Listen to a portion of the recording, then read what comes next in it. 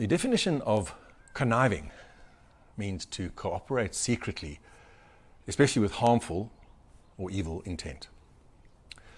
This is a story about one of the most sketchy and conniving individuals that I've ever had the misfortune to encounter in my life. Before we get into the story, should you wish to receive notifications of future videos that I'll be doing, please subscribe to my channel and click the bell notification icon to be notified when new videos are uploaded. Heugene Murray saw me as a patient on the 6th of December 2007. He was wanting bigger calves. He was an avid bodybuilder and wanted to have his calves enlarged with the goal of winning bodybuilding competitions. These are a picture of his calves immediately before his operation from the front and from behind, with him standing on his toes. And as is clearly visible, he certainly had perfectly acceptable calves.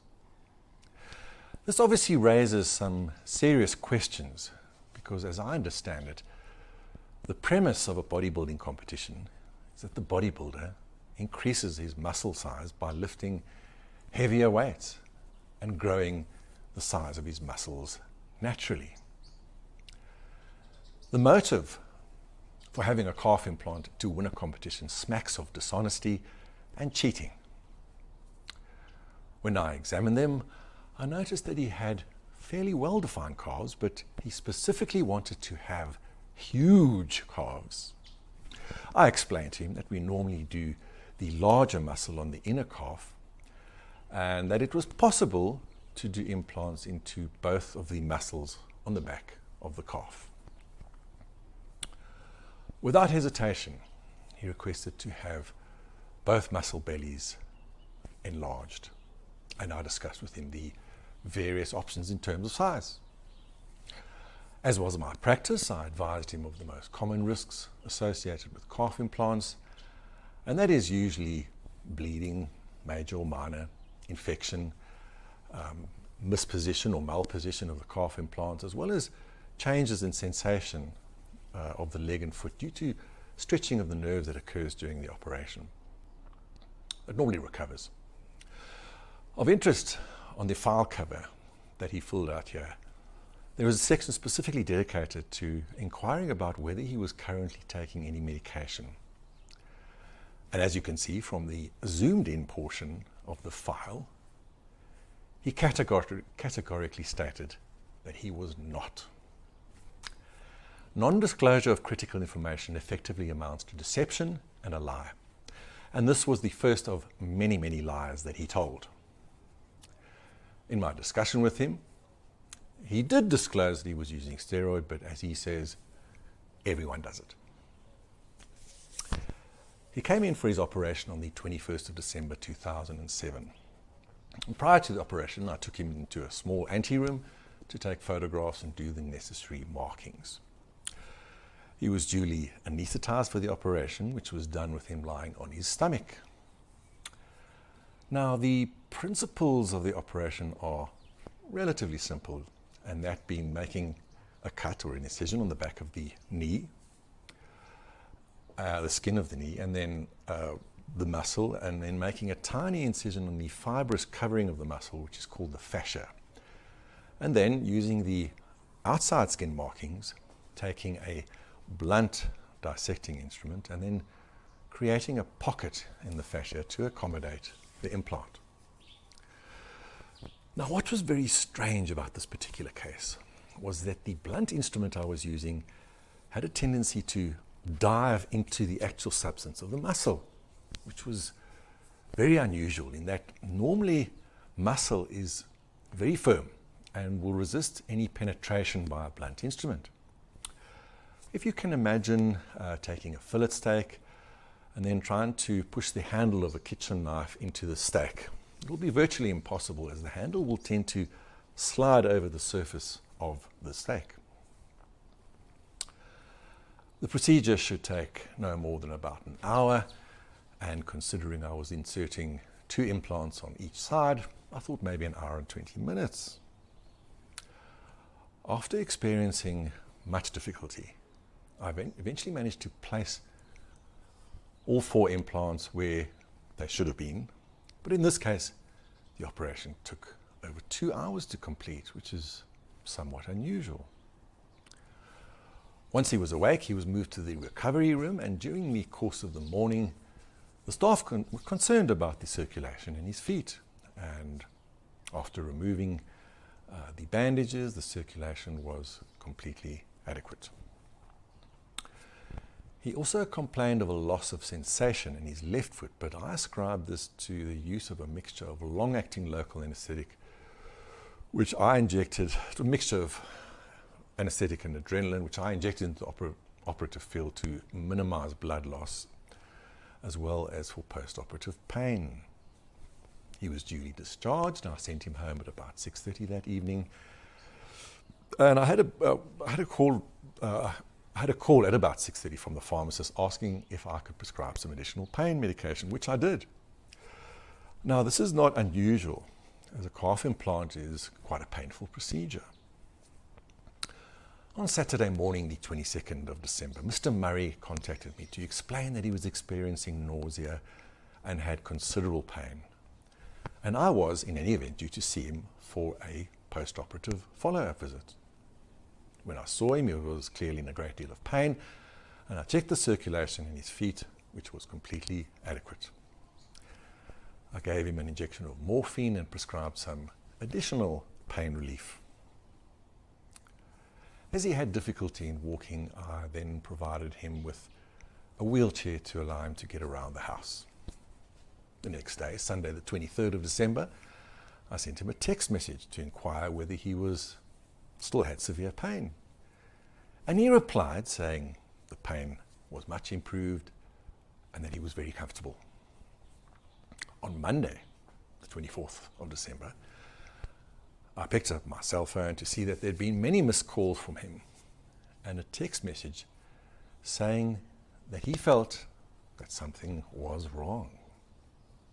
I immediately told him to go to my clinic where I would see him there. When I saw him and inspected his legs, I was extremely concerned. And because the leg had a dark, mottled appearance, and I was worried. I told him the only option would be to remove the implants from the leg as a matter of urgency.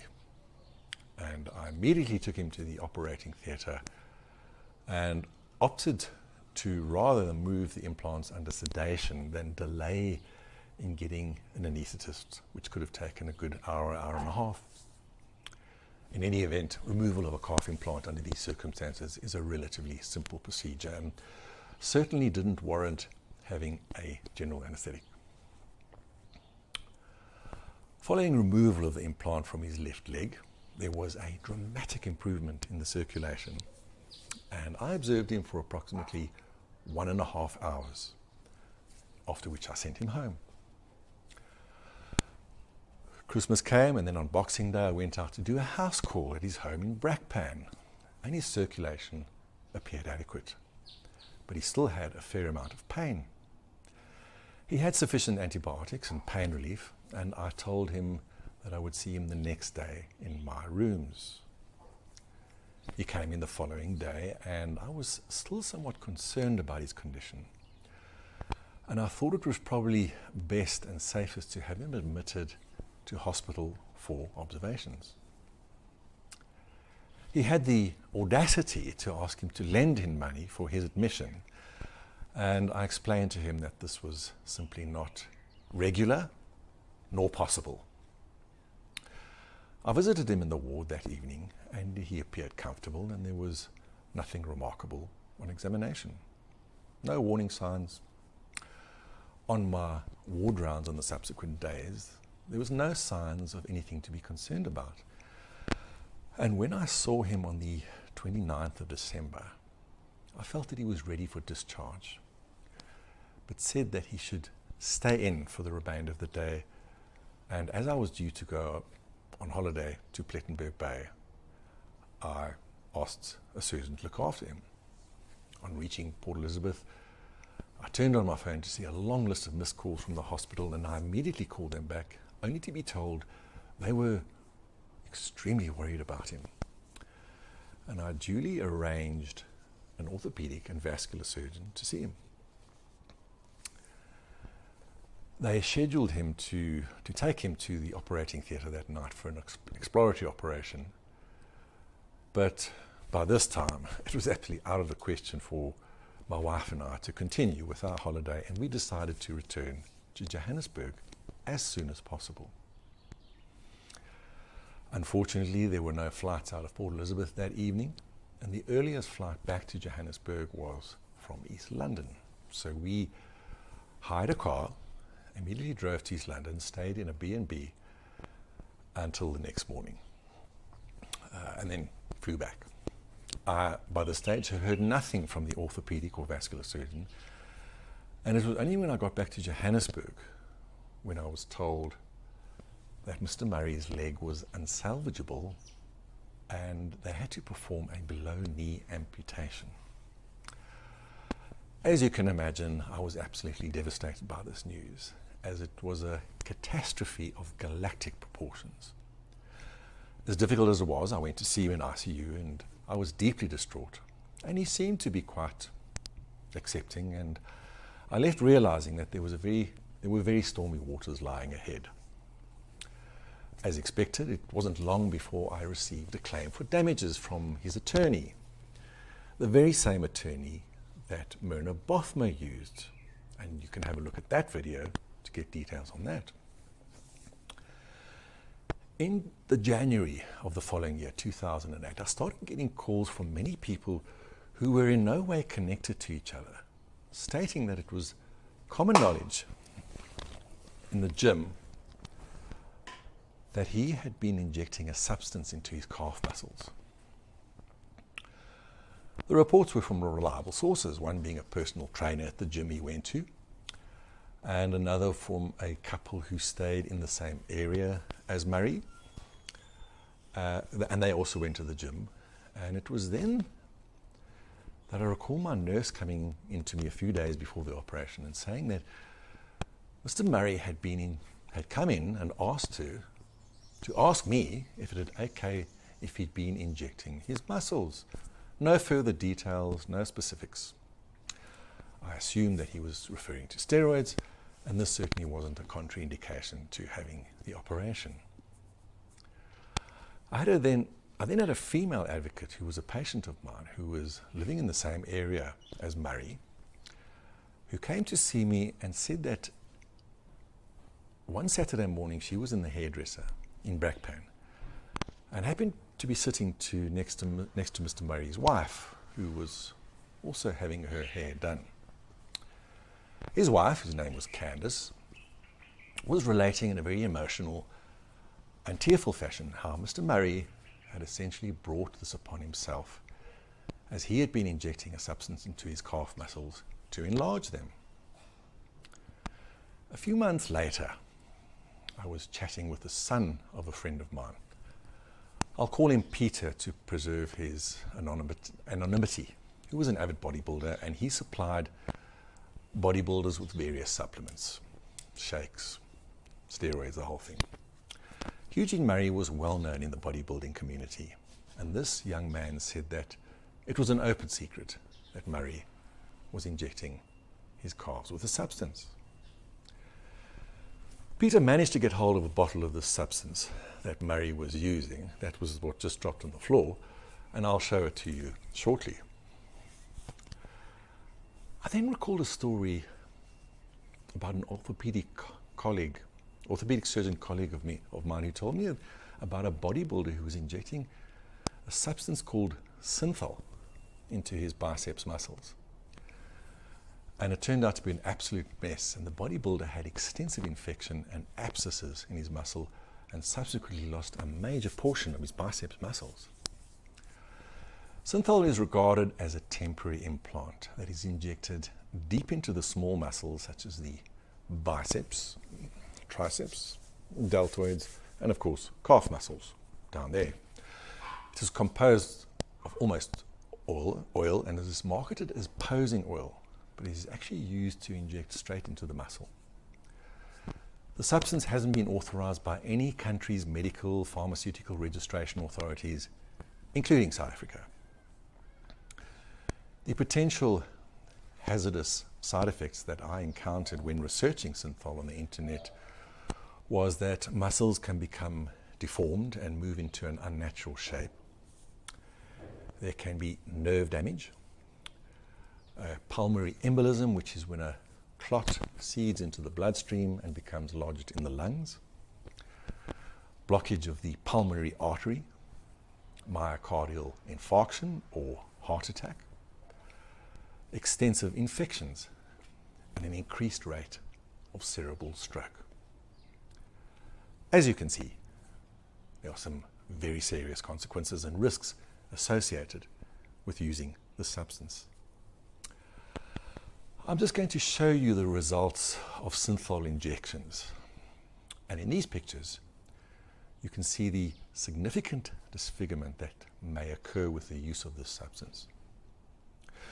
So you have a situation with a person with absolutely no knowledge or training in anatomy is blindly injecting an unregulated substance into the muscle with no ideas of the situation of the arteries, veins, and nerves in a limb, and injecting whatever quantity they see fit.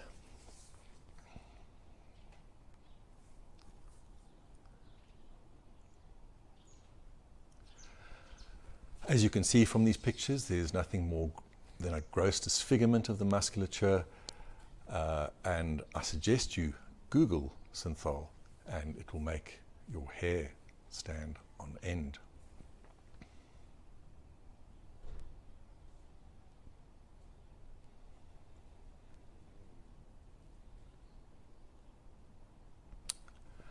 I found an interesting article in the International Journal of Sports Medicine, which very adequately demonstrates the extreme dangers associated with the use of this illicit substance.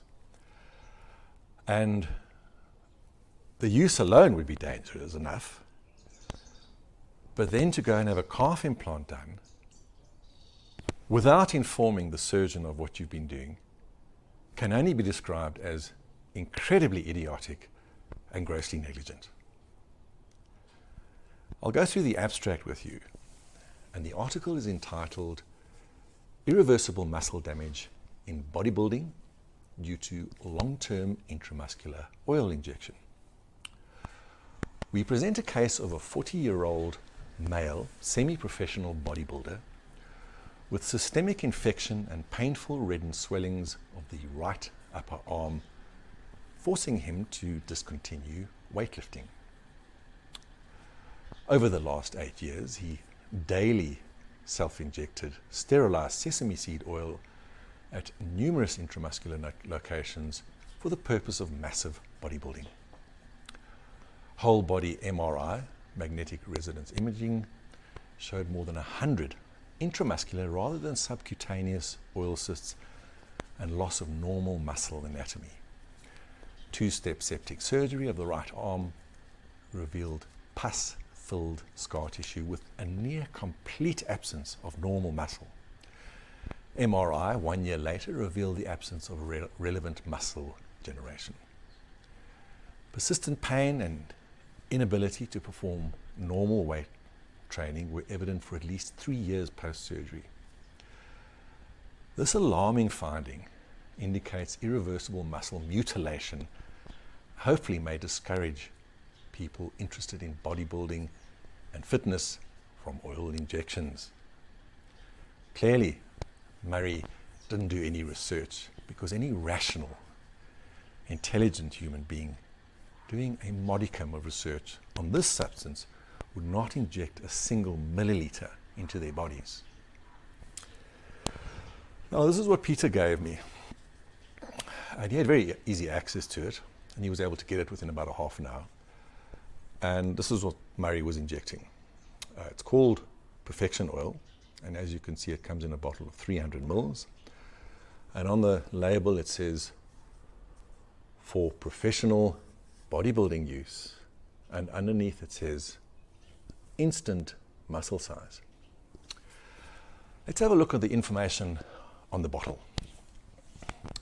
In this pic it says, for instant muscle size. Warning, excessive amounts in one area could cause a cyst. Prolonged use may be dangerous. Avoid arteries. Imagine that. I wonder if a bodybuilder has the vaguest idea of where the arteries are situated. Do not mix with any other injectable substance. And in all caps it says, use is at own risk. Store at room temperature and out of direct sunlight. Keep away from children.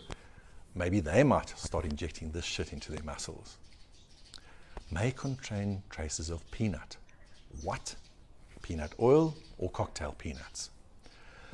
I fail to see how a warning of bodybuilder with absolutely no knowledge of human anatomy would have any impact on them limiting the quantities that they use. Prolonged use may be dangerous. Well, that's an understatement, if ever I heard one. Perhaps they should say, don't inject your muscles if you're intending on having calf implants to try and win bodybuilding competitions, or at least tell the plastic surgeon that is doing the calf implants that you are injecting this shit into your muscles, and give the surgeon an option to go ahead with the operation or not.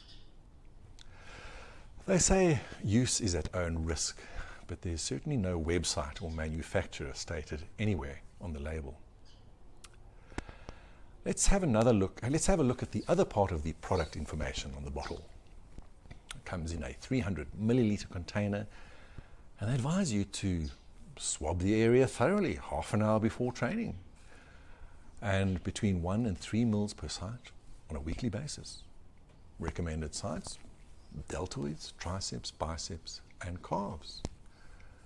The manufacturer cannot be held responsible for any injury occurred due to the misuse or abuse of this product.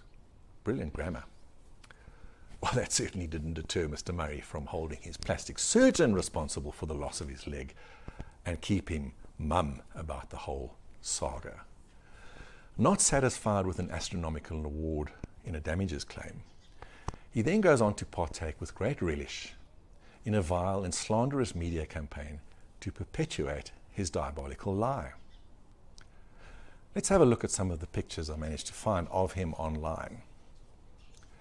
Here is one where he's posing for his picture for an estate agent, a franchise estate agent. Strange enough, I've actually seen him standing on the side of the road and seen his signboards as well, but for some reason they disappeared very quickly. This one was taken of him at the commencement of the hearings at the HPCSA, and this was midwinter on a bitterly cold day. And one can only speculate that he was attempting to milk maximum sympathy from the committee. Here is another one posing with his tracksuit. Here's another one with him on the athletics track preparing for some event. Here is one entitled, Heugene Murray lost his leg after Gordon botched his calf implant surgery. He certainly doesn't have any hesitation in perpetuating his lie in the media.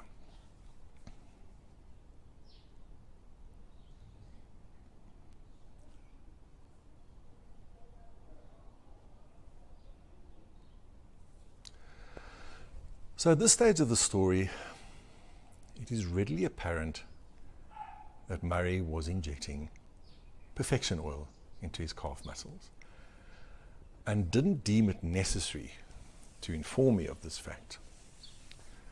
The extreme difficulty I experienced when doing this operation was due to multiple pockets of oil within the muscle, which had completely disrupted the normal anatomy of the calf muscle. And in doing so, I had inadvertently damaged the muscle, which ultimately resulted in what's called a compartment syndrome. A compartment syndrome is normally diagnosed where the doctor has a high index of suspicion due to the nature of the injury.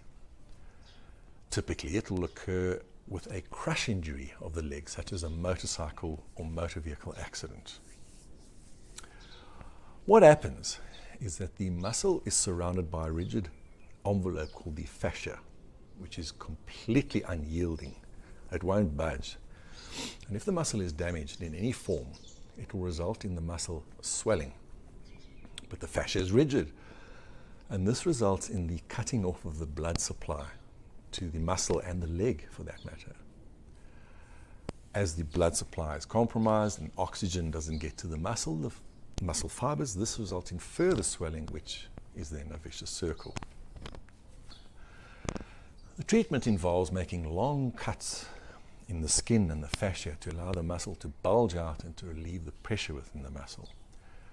And that in turn will allow adequate circulation to the muscle, and that will recover. I was completely oblivious as to what Heugene Murray had been up to prior to the operation. And had he divulged this to me and said at any stage, before, immediately post-operative, there may have been a chance to remove the implants and salvage his leg. He opted to rather keep quiet, which resulted in him losing his leg. And then he had the audacity to institute a medical malpractice claim against me, in which he received approximately 4.5 million rand. Of course, his attorney would have taken at least 25% of that. Not bad for drafting a few documents. At this stage of the story, you may be thinking to yourself, oh, this Luke Gordon, he's making this up. There's certainly no solid evidence to back up the story. The fact that he'd been approached proactively from in the region of 5 independent sources who had no connection with each other, and that they all told him the same story about Murray injecting his calves, and that he'd brought it on himself, is irrelevant, and it's pure fabrication and hearsay. Okay, I grant you that. Well, this is where the story gets really interesting. On the 24th of August 2010, nearly 3 years after the incident, I was busy consulting, and I remember it was a particularly busy morning with many patients to see.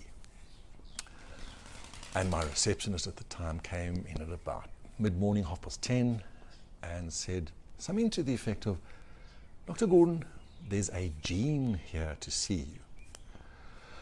To which I asked, had this person made an appointment? And my receptionist replied that he hadn't, and I said that he should wait until the end of the morning and I could see him then. I completely forgot about this incident.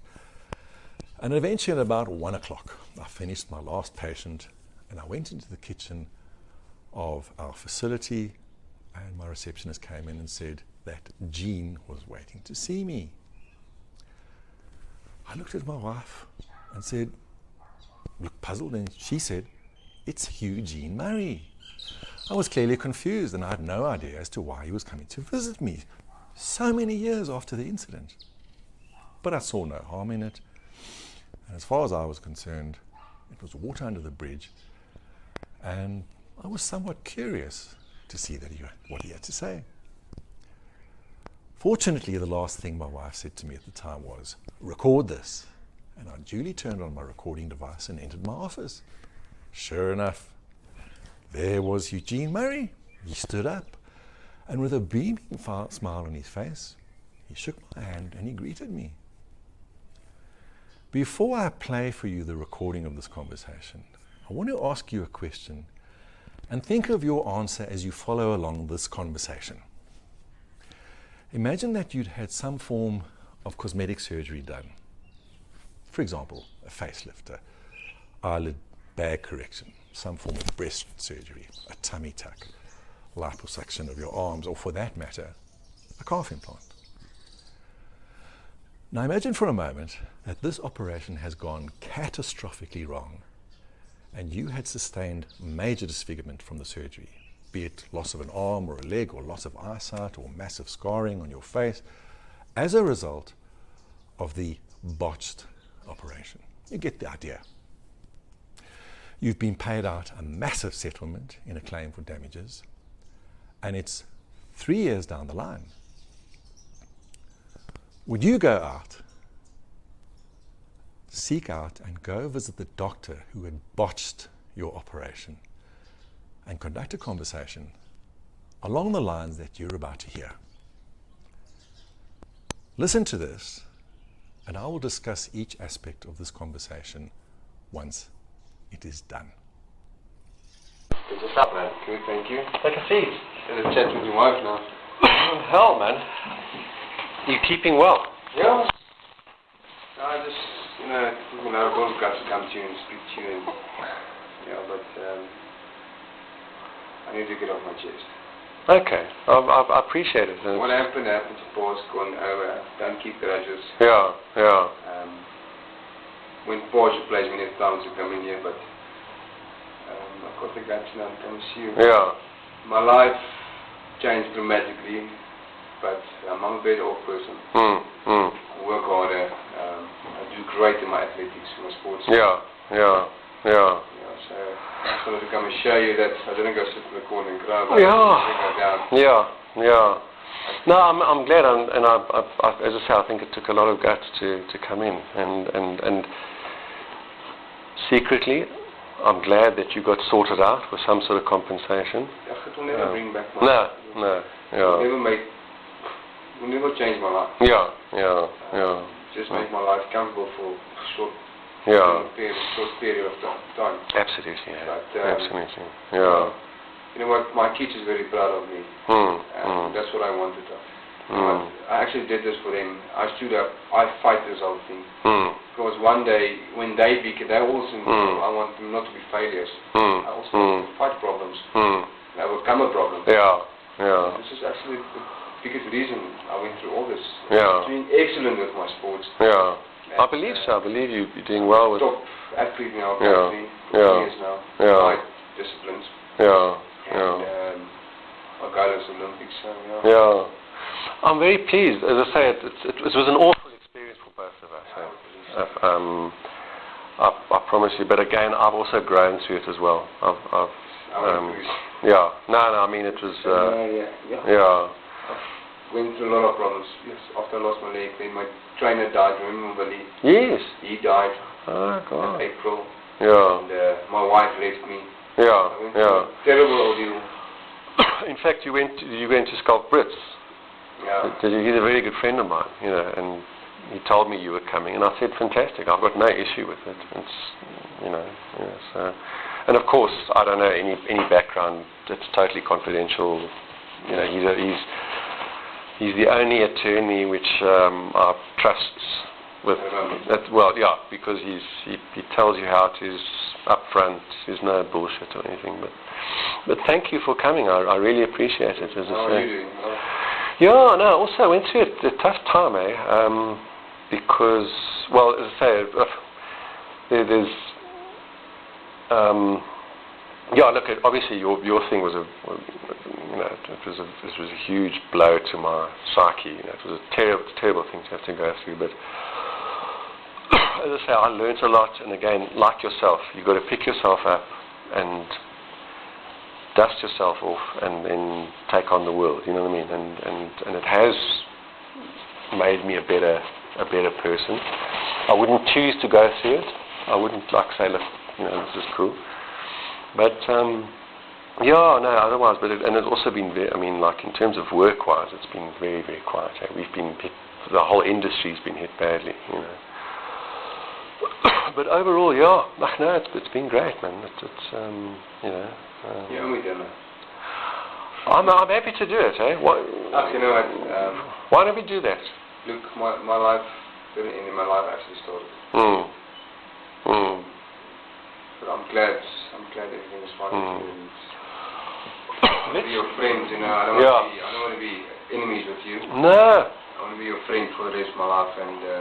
No. Actually, as I say, my whole. You had to do what you had to do, and I appreciate that.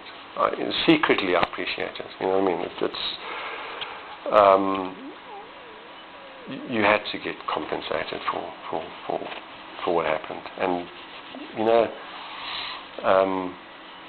there are forces out there which are really they're bad forces, like my colleagues, which you know those are the people I've got issues with.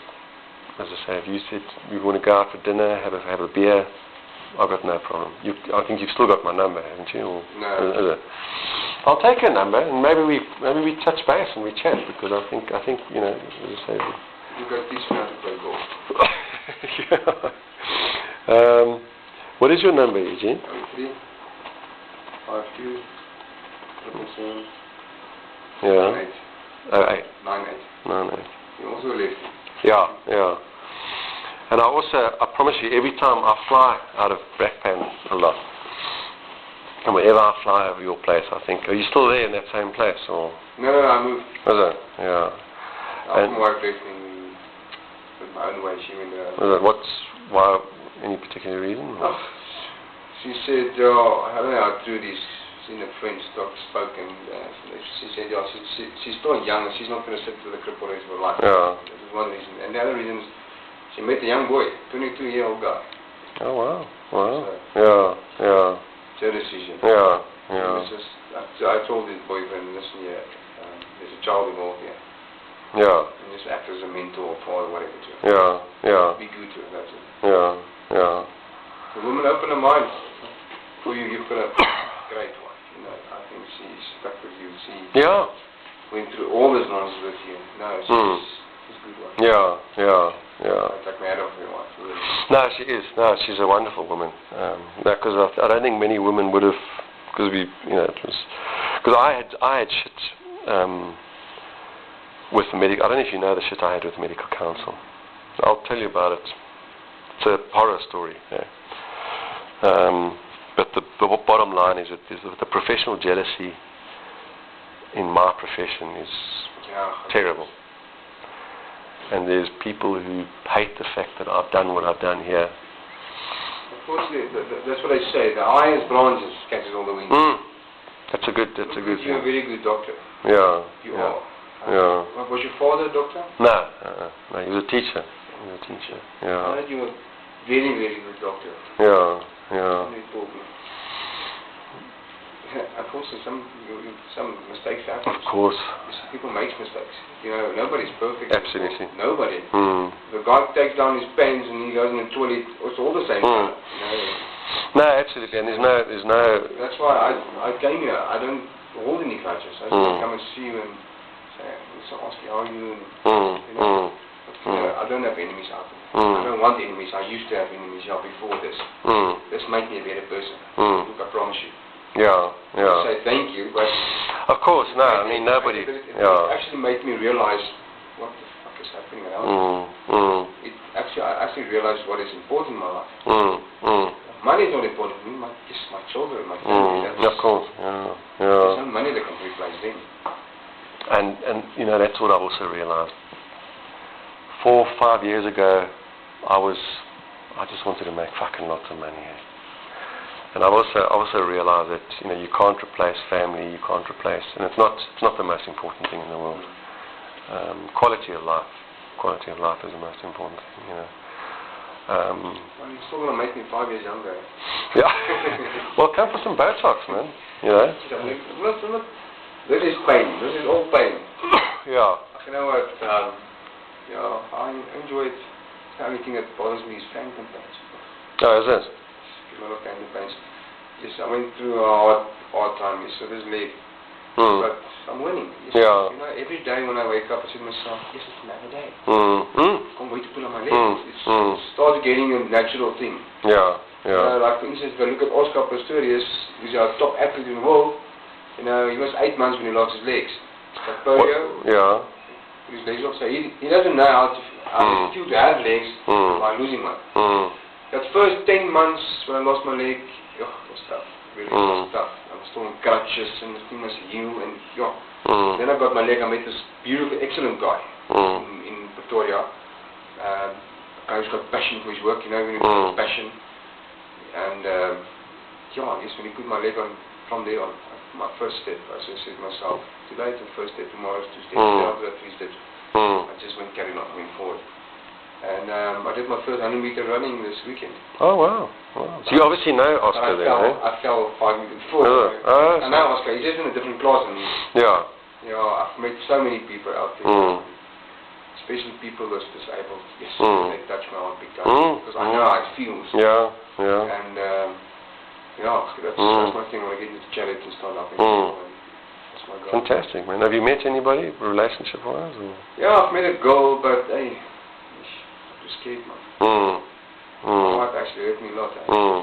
Your wife's name was Teresa, eh? That's Candace. Candace, yeah. She hurt me a lot. Yeah. She hurt me a lot. Yeah. I'm just scared to trust any woman at the moment. Yeah. But I believe the Lord will put somebody in my path. Sure. No, that's the right person. Yeah. I'm actually reading a book that says God wants me to be single. But not single like alone. He wants me to be single first, have a relation with Him first, then a relation with Him. That's actually what He wants me to do. Yeah. Because that thing actually brought me closer to God. That's the thing. It's the things that we least expect. You know, the tragedies and the adversity in our life. You know. I count my blessings. Me too. As I say, it's that these terrible things. I swear, I was suicidal after your thing. I nearly fucking. Yeah. No, look, it's a very traumatic thing, and it's made me a stronger person. And again, I'd like to think I'm a better doctor now. You know, and they say an expert. Remember, God gave you a talent that He didn't give me. You can work your hands, knowledge, and I'm a good estate agent. Are you still doing? Are you doing? Yeah. And the market's picking up a bit now, eh? Yeah. 100%, Eugene. Let's go for a beer. I'll give you a shot. I will give you a shot. I'll give you a beer. Play golf. Yeah. Yeah, absolutely. Okay, Eugene, keep on, eh? Okay, cheers, eh?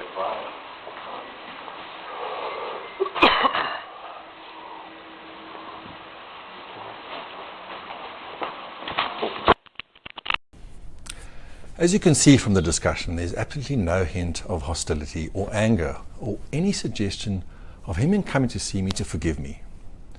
One of the first things he says to me is that he wanted to come and see me because he had to get it off his chest.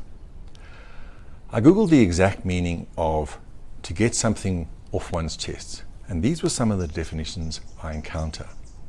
Quote, to reveal or discuss something that has caused one emotional discomfort and that one has repressed, kept, hidden, or neglected to discuss earlier. Unquote. Quote, to tell someone about something that has been worrying you or making you feel guilty for a long time. Unquote.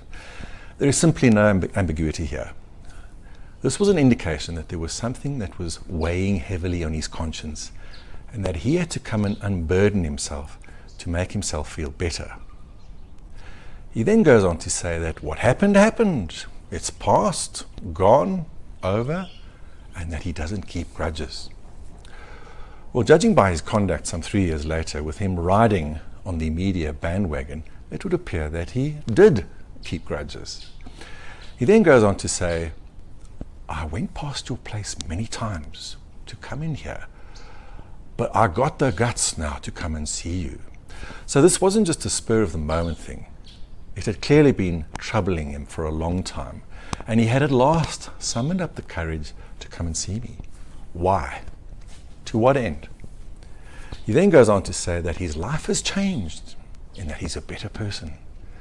So he would come and show me that he didn't sit in the corner and cry about it. I can't really see the relevance of that, and just another demonstration of the narcissistic nature, as most of the conversation centers around him and how he coped with this whole episode. He gets all philosophical about the fact that he was compensated, but he will never get his leg back, and that it has made his life comfortable for a short period of time. Well, the fact is, he severely prejudiced me in my practice because as a result of his fraudulent claim, I lost my malpractice cover and had to practice bare.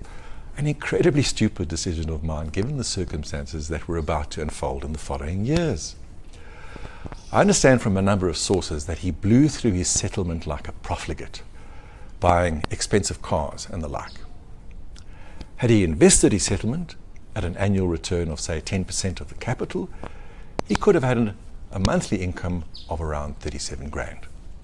But no, he blew through it like a lottery winner. An attorney friend of mine said to me a few years later that she was involved in evicting him from his residence as he refused to pay rent. He was flat broke. He talks about his kids being very proud of him and that he did it for them.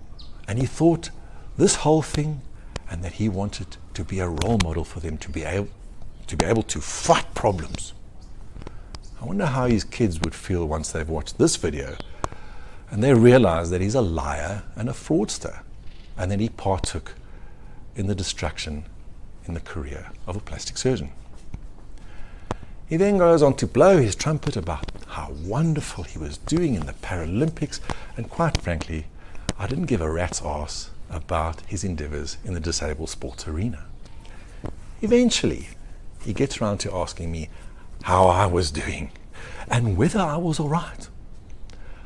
I related how terribly traumatic it was for me, and that how I'd weathered the storm, and I hinted at the particularly sinister forces which were clearly at work to orchestrate my undoing. Incredibly, he then goes on to ask when we are going to have dinner together. Imagine that. Now I ask you with tears in my eyes, why on earth would you want to go to dinner with the plastic surgeon that botched your operation, as the press are so fond of repeating ad nauseum? He then goes on to say graciously, I'm glad everything is fine with you, and I want to be your friend. I don't want to be enemies with you. I want to be your friend for the rest of my life. Okay, and the question is why? Why would you want to befriend the plastic surgeon who botched your calf operation? Unless, of course, you had a terrible crisis of conscience and you wanted to ingratiate yourself to the surgeon to make yourself feel better about committing a terrible wrong on an innocent man. Quite inexplicably then, I then asked him for his number, if it was still the same, and he says, you've got to teach me how to play golf, please. Well, please excuse the typo in the subtitles where it says gold. It meant golf. He goes on to give me his number and quite patronizingly also asks me if I'm also a lefty. We then go on to talking about how his wife left him and she didn't want to be with a cripple for the rest of her life. Then he goes on to singing praises about my wife. Wow, how gracious. And how she had stuck with me through this nonsense, and what a good wife she was. I went on to make another allusion to the sinister forces that have been conspiring to take a wrecking ball to my career. And then he says, the highest branches catches all the wind, which is kind of a backhanded accolade to my capabilities and character. He then says that he thinks that I'm a very good doctor, and asks whether my father was a doctor. What the fuck? Was he trying to just make small talk? And again he reached at, you are a very, very good doctor. Not just a good, mind you, but a very, very good doctor. For what reason would you say that to the plastic surgeon who botched your operation and resulted in your being an amputee? He then acknowledges that mistakes happen and nobody's perfect. Whoopie-doo. That certainly didn't come into the equation when he was instituting a claim for damages for loss of a leg, knowing full well that he was the architect of his own misfortune. Again, he gets philosophical, saying that he came to see me and that he didn't hold grudges and that he didn't have enemies and he didn't want enemies.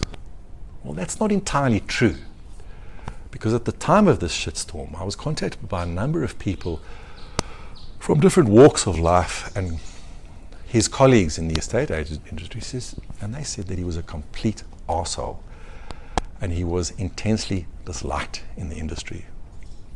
Enigmatically, he says, I'm not saying thank you, but, and then gets all philosophical about realizing what's important in his life, and that money was not important, and it was in fact his children and family, and that money couldn't replace them.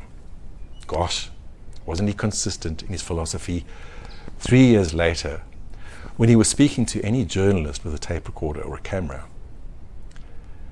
it didn't really seem to suit him to divulge the truth of the matter as he was basking in the media attention.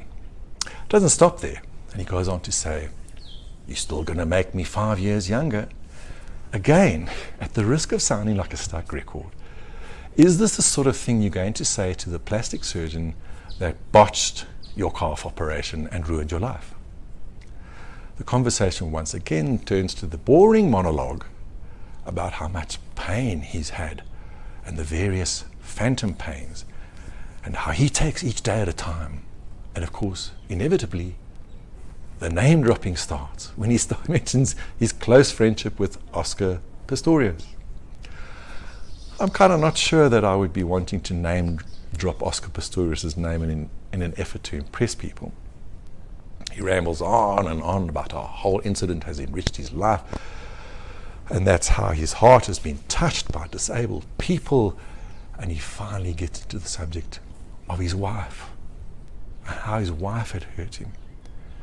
Then he goes on to a rambling discourse about how God will find him a partner, and how this thing has brought him closer to God.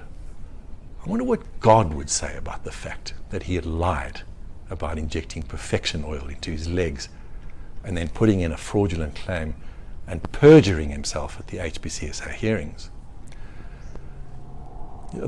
I went to talk about how tragedies and adversities can enrich our lives, and that I was actually suicidal after the incident happened. And in contradiction to his friend Myrna Bothma, he says that he was glad that I didn't commit suicide.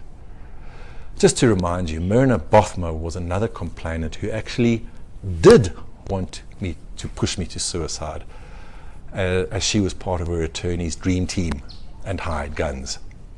Yet again, he goes on to blow smoke up my arse and says, God gave you the talent that he didn't give me, and he's worked your hands, your knowledge and purpose in life. Well, he certainly was rejoicing when the media spewed the poisonous headlines and vitriol about me when I was finally removed from the role of practitioners in a rigged trial. Again, he says, let's go for a beer, and do I play golf? And that I was going to have to teach him how to play golf. I think it's fairly safe to assume that barring giving me a blowjob, he was seriously intent on ingratiating himself to me. And he says that he just wants to be my friend. So let's just recap the situation. You have a bodybuilder who's desperate to attain huge calves. He engages in an extremely dangerous practice of injecting an unregistered and essentially illegal substance into his calf muscles. That doesn't work to his satisfaction. So he decides to go and see a plastic surgeon, me, to have calf implants inserted. He deliberately withholds the fact that he's been injecting an illegal substance into his calf muscles and allows the plastic surgeon to innocently proceed with the operation. The operation ends catastrophically, with him losing his leg. He then goes ahead with the claim for damages, fully knowing that he's the architect of his own misfortune. He knowingly and intentionally commits what amounts to insurance fraud and a scam. He gets paid out a massive settlement, essentially on false pretenses. And the implicit, if not explicit, terms of a settlement agreement is that he gets his award and that's the end of the matter. Essentially, he makes a promise and has a contractual obligation that he will preserve the defendant, the plastic surgeon's reputation, by keeping the whole saga out of the media.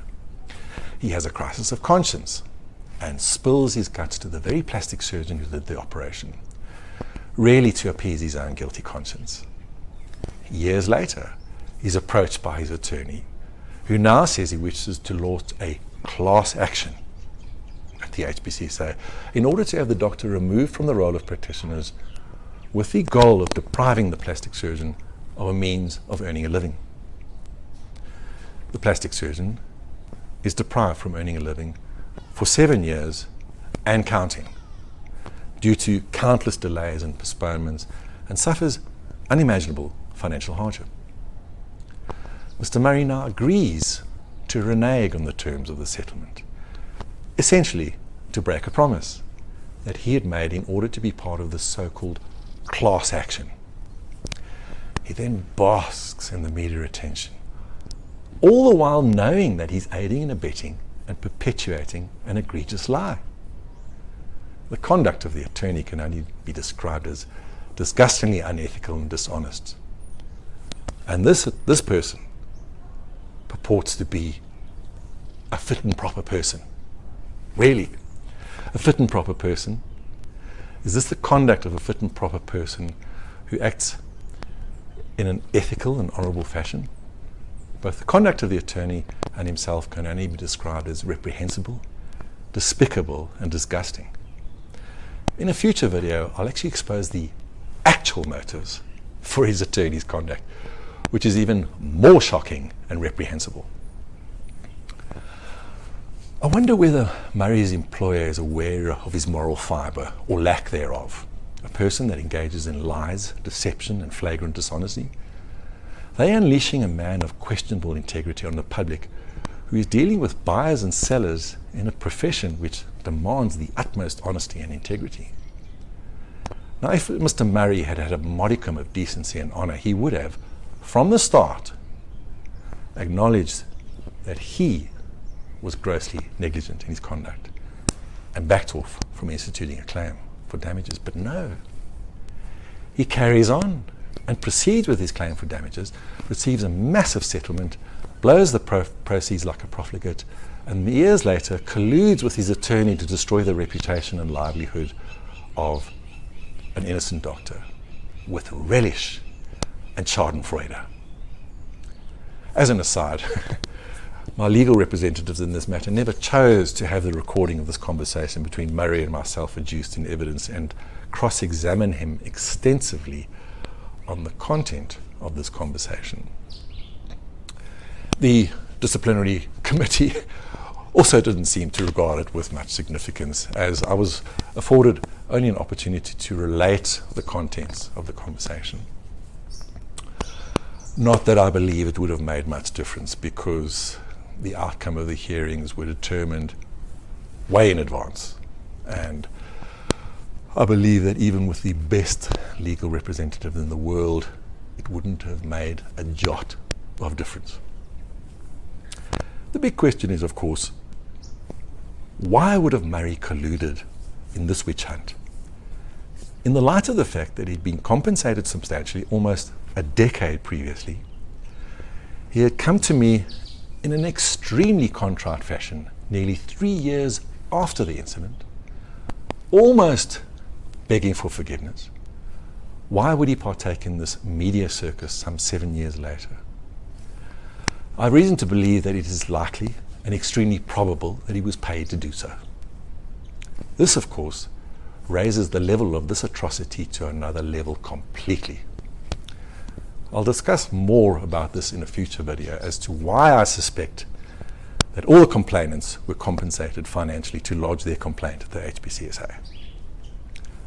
I don't have conclusive proof, but I know for certain there are people out there that know the truth, and that the only way we could get to the truth would be for somebody with integrity and where their conscience has bothered them, for them to come forward with rock solid evidence to ultimately bring the real perpetrators to book.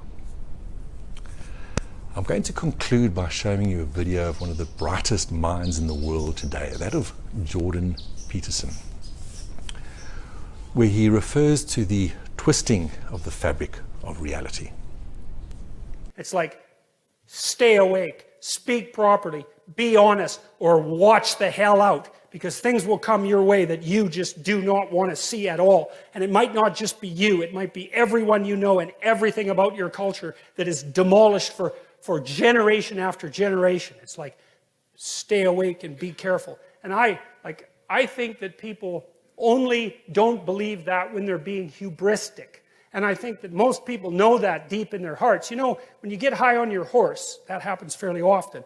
If you have any sense, you think, geez, I better be careful and tap myself down a fair bit, because if I get too puffed up, man, something's going to come along and take me out at the knees. And everyone knows that. Pride comes before a fall. It's like, if you have any, that's why it says in the Old Testament that fear of God is the beginning of wisdom.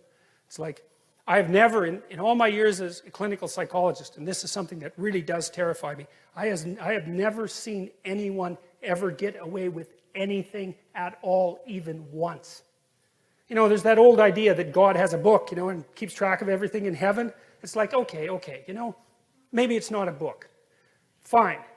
But that is a really useful thing to think about, because, well, and maybe you disagree. Maybe you think people get away with things all the time. I tell you, I've never seen it. What I see instead is that thing happens, right? Someone twists the fabric of reality.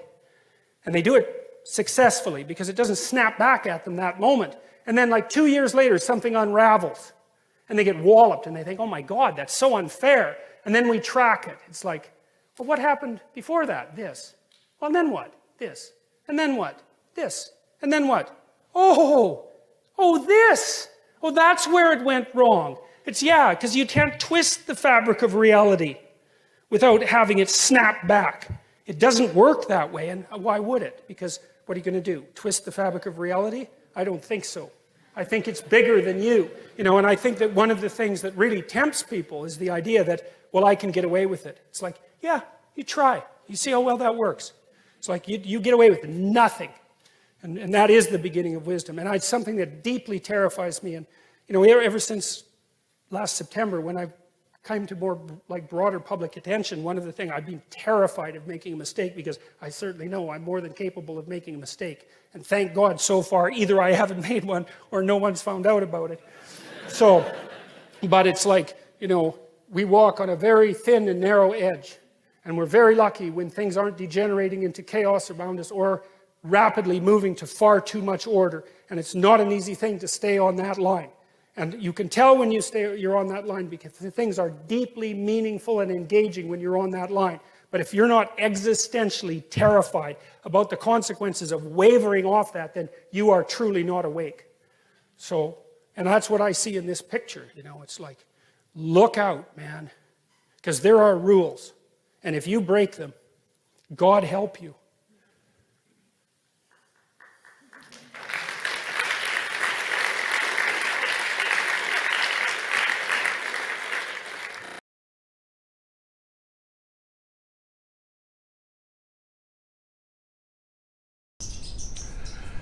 There are people in this situation who have knowingly and actively colluded and indeed twisted reality.